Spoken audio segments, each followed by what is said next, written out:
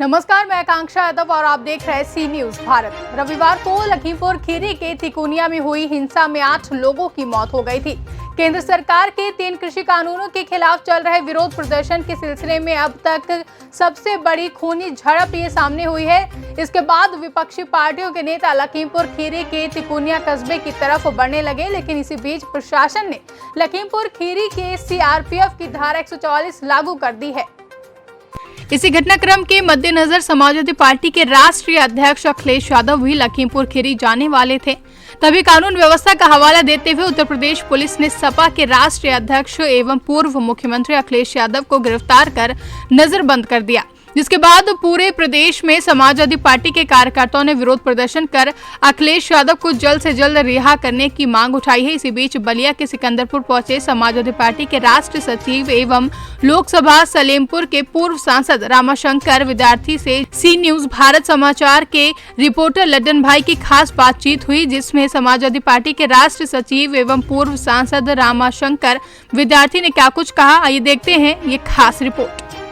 अभी आज जो लखीमपुर खीरी में तिकोनिया में किसानों द्वारा प्रदर्शन किया गया और डिप्टी सीएम केशव प्रसाद मौर्य तथा केंद्रीय राज्य मंत्री अजय मिश्रा टीनू जी के जो काफिला था उस पे किसानों द्वारा काला झंडा दिखाया गया। उसके बाद से उनके अजय मिश्रा जी के सुपुत्र आशीष मिश्रा द्वारा कार से किसानों को रौंदा गया, जिसमें 6 किसानों की मृत्यु हो गई। इस पे आप क्या कहेंगे?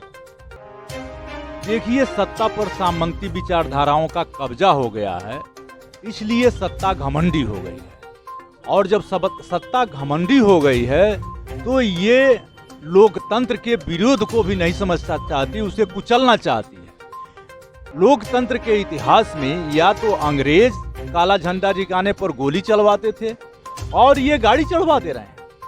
तिनकुनिया में जो हुआ, 9 किसानों की जो शहादत हुई है, उसमें एक पत्रकार भी है। तो कार्यक्रम का रूट डाइवर्जन के बाद किसान वापस जा रहा था, लेकिन दुर्भाग्य है कि गृह मंत्री के धमकी के बाद और जाकर किसानों पर गाड़ियां चढ़ा दी गई और किसान मरे। तो ये पूरे, आपको याद बता दूं, ये उत्तर प्रदेश है और भारत है, यहाँ लोकतंत्र है। जब जनता एकजुट होती है, केवल याद करा दूं आपको कि रामकोला में 2 किसानों की शहादत हुई थी और 2 किसानों की शहादत पर प्रदेश सरकार गिर गई थी। आज 9 किसानों ने शहादत दिया। 1 साल से किसान दिल्ली की सड़कों पर है। किसानों की आग उत्तर प्रदेश की सरकार को तो खत्म करेगी ही करी, यह आग दिल्ली तक जाएगी, तिनकुनिया की आग दिल्ली तक जाएगी और इस सरकार का पतन का कारण बनेगा। यह जो घटना तिकोनिया में घटी, उसके बाद से तमाम नेता जैसे प्रियंका गांधी, अखिलेश यादव भी जाने की वहां तैयारी कर लिए, जिसके बाद से प्रशासन द्वारा अखिलेश यादव जो सपा के मुखिया हैं उनको नज़रबंद कर लिया गया। इस पे आप क्या? देखिए, हमारा कार्यक्रम समाजवादी जन राजभर चौपाल आज माननीय नेता विरोधी दल माननीय राम गोविंद चौधरी जी के क्षेत्र में था, लेकिन 9 बजे नेता विरोधी दल को बलिया में गिरफ्तार कर लिया गया। हमारे राष्ट्रीय नेता को 9 बजे उनके आवास में अरेस्ट कर लिया गया। हमारे नेता सड़क पर बैठे। आज पूरे प्रदेश के समाजवादी पार्टी के लोग जहां थे वहीं धरने पर बैठ गए और हमने अपना समाजवादी कार्यक्रम जो समाजवादी जन चौपाल था उसको धरने में परिवर्तित किया और भारी संख्या में हम और माननीय नेता विरोधी दल के साथ बांसडी विधानसभा में भारी प्रदर्शन हुआ। तो ये जनता का आक्रोश है और इस आक्रोश में ये सरकार खत्म हो जाएगी। अभी आज जो है पूरे दिन वह आप बलिया में ही रहे, बांसडी और सिकंदरपुर विधानसभा में। सिकंदरपुर में भी इसको लेकर जो घटना घटी है प्रोटेक्ट किया गया, बांसडी में भी प्रोटेक्ट किया गया।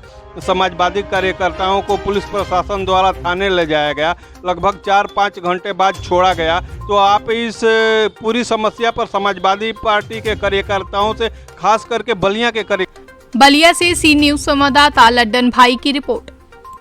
फिलहाल के लिए इतना ही। देश और दुनिया की तमाम बड़ी खबरों के लिए बने रहे सी न्यूज भारत के साथ। हर खबर आपके साथ, आपके हाथ।